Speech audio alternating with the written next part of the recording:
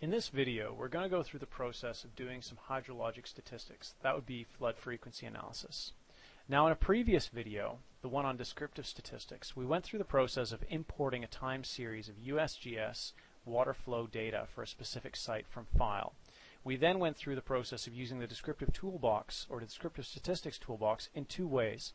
One, using the application method, and the other using the real-time method to generate some weekly values. That would be weekly minimum, maximum, and mean values. So what I'm going to do is I'm going to start with the application of the Hydrologic Stats toolbox out on the whiteboard, and I'm going to wire it up to the actual daily values. And this would be useful for doing a high flow frequency analysis. That would be a flood frequency analysis. So if I double-click on the Hydrologic Stats toolbox, we're going to start out, once it's loaded up the data, that'll take just a second, we're going to see the hydrograph right here. We'll actually have the raw data right here in this middle pane. And what we're going to have to do is go through and tell AQUARIUS how to start generating a population of data that we're going to fit a statistical model to. So in this case, we're looking at high frequency data. We'll just start on the top left. High frequency data, it's annual values that we're looking for, annual return periods. The other values are in here for, say, weekly events. This is more geared towards municipal use when we have weekly flow patterns, those sorts of things. Moving down the list here is how are we going to calculate the p-value, or the probability associated with a given maxima. That'll be the rank divided by the number in our population in various different methods. This could be the California method, the Whiteboard method, and the various other methodologies that we're looking for. And in this case, we're actually looking for floods. That would be maxima, or high flow events coming through. Now, one of the other things we want to consider is the period of record that we want to look at. In this case, we have a period of record from 1922 to 2003. But in the middle, we have a slight change in the stream's regime. So we actually may want to look at just one particular period of record. And in this case, I want to look at a record from 1972 backwards. So if we do that, and if I click Generate on the population, it's going to go through my time series and actually pick out the maxima for any one of these specific years.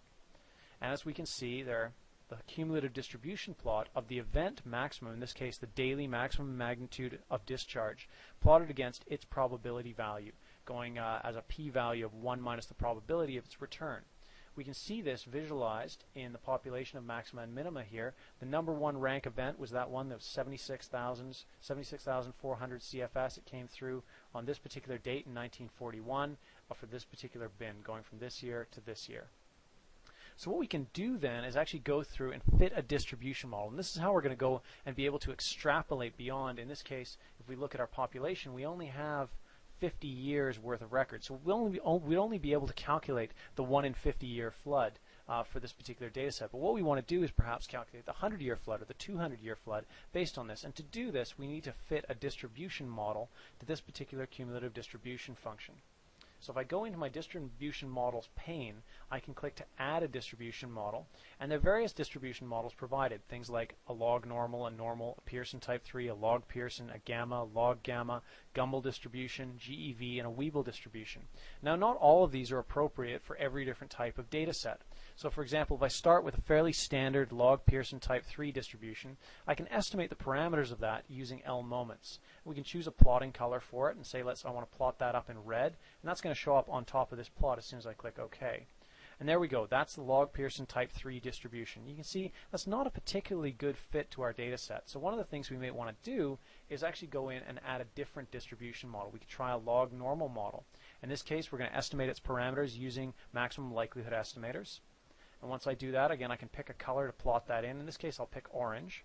If I click OK, we can see, again, we get a slightly better model in this case, but once again, probably not the best model we could do.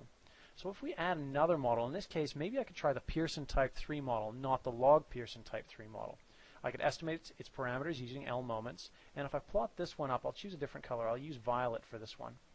And if we plot that one up, that's actually quite a good fit. And if we zoom in on that CFD plot, we can see right here how well we're fitting the data, especially at the top end. So you can see the Pearson type 3, and we can see the log normal distribution, and we can see the Pearson type 3 with the log coefficient in front of it as well.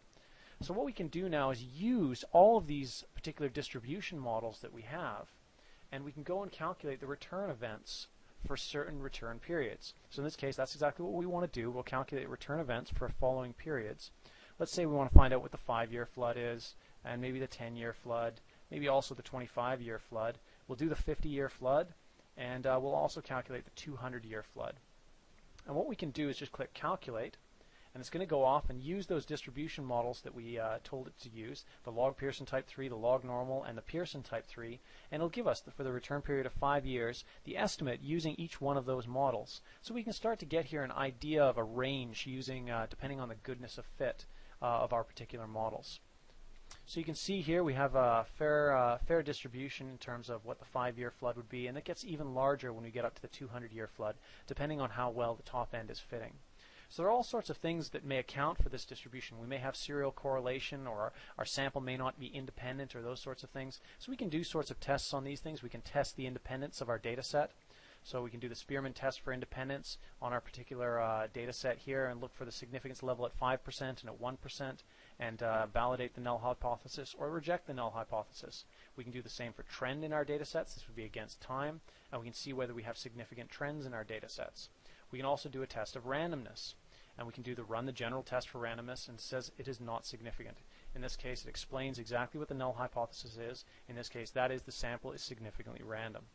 So we can go through, and based on the passing of all of these tests, we can start to build up confidence in the scientific robustness of this particular analysis that we're doing. So of course these results are exportable. Of course we could pass the table of return events out as a CSV file if we wanted to, or various other things. We could also plot any of these chart images if we wanted to, just by going to the plot options. So one of the other things we can use this toolbox for is actually looking at minima events. So to do that, the typical way of going through and doing low flow frequency analysis would be the 7Q10, or the 7-year return event for the 7-year average low flow. So I'm going to grab an average, a weekly average time series here, and plug that into the hydrologic stats. And again, we're going to look through generating a population here for the 1922 to 1972 data set. We're going to look for annual events, and in this case we'll keep the P methodology the same, the California method. We're going to look for minima. So if I generate a population here, we're going to see that we're picking out the minima for every year, and we're going to need to zoom in a little bit here. I'm going to zoom in horizontally just so we can start to see a bit of the structure of those particular events coming through. And you can see here now we're starting to get a little bit of distinction in terms of what those low flow events are. Now one of the things to be mindful of are zeros, especially when you're dealing with low flow events. Typically, distribution models are going to have a lot of problems fitting when you have zeros in your data set. This is going to be because there are logs in the distribution models. And if we have zeros in the data that we're trying to fit to, the log models are going to produce negative infinities, which tend to be problematic when you're trying to converge on the parameters of the distribution. So these things may be things that you want to go and knock out, or they may be you want to go and edit the time series ahead of time to put this at the error value of what the lowest flow measurement could be. Typically, there are methodologies for setting this value to the lowest possible measurable flow if it is actually 0. So I'm going to just actually switch that value off. And then we can go in this case, now we're going to start looking at fitting a distribution model to our low flow frequency analysis. And there are various methodologies that are proposed in the literature. One of them, again, is the Pearson type 3 model. And we can estimate using L moments, and we can plot this one up and see how it performs. Not particularly a good fit for this particular data set. The distribution just can't shape itself to the way the data is presenting itself. So one of the things we may want to do actually is add a different model. In this case, a model that is being used extensively is the Whiteboard model. If we go in and estimate that one, and I plot this one up, let's say using a good color here would be violet. We plot that one up. You can see an excellent fit to the data set. The Whiteboard distribution has been used extensively for low flow frequency analysis. If we zoom in here, maybe with a box, especially to the low flow events, we can go through and have a look at. We're fitting very nicely down at the bottom end of the distribution here. So once again, we can go in and we can decide to calculate what our 5-year low flow is, what our 10-year low flow is, and what our 20-year low flows will be. And we can calculate what those values are. In this case, we probably want to ignore the Pearson type 3 events because the distribution model here is not fitting the data particularly well. But if we look at the Whiteboard distribution, you can see the 5-year event is about 1.5 CFS. The 10-year event is about 0.65, or maybe about a third of a CFS, and the 20-year event is down to a third of a CFS coming through. So very low flows indeed coming through. And once again, we can push this out to a CSV file if we want to, or all those sorts of things. We can plot these chart images. And that really concludes what we can use the flood frequency or the hydrologic stats toolbox for generating information from these flow data sets.